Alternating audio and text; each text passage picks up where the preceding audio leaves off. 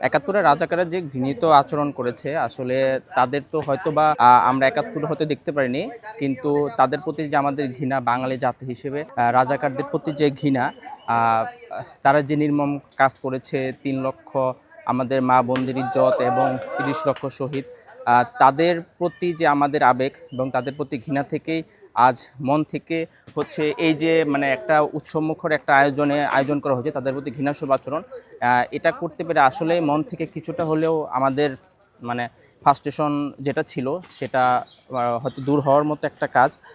তো চাচ্ছি যে রাজাকারদের যে ভূমিকা এবং একাত্তরে স্বাধীনতা যুদ্ধের মুক্তিযুদ্ধে এবং সাধারণ মানুষের যে ভূমিকা ছিল তাও হয়তো বা সামনে আমাদের সুস্পষ্টভাবে আমরা দেখতে পারবো যে কোনো গ্রাফিতি বা হচ্ছে যে কোনো চিত্র প্রদর্শনী এগুলোর মাধ্যমে।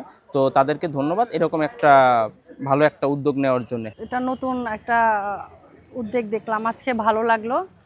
সো রাজাকারদের তো তখন আমরা ছিলাম না, এখন জুতা মেরে মনে হচ্ছে যে মনের একটা ক্ষোভ প্রকাশ করতে পারলাম।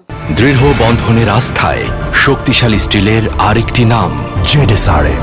আমাদের দেশকে তারা যেভাবে প্রেজেন্ট করেছে, যেভাবে ধ্বংস করেছে, সেটা তখন থেকে এই পর্যন্ত এখনো হচ্ছে বলা চলে।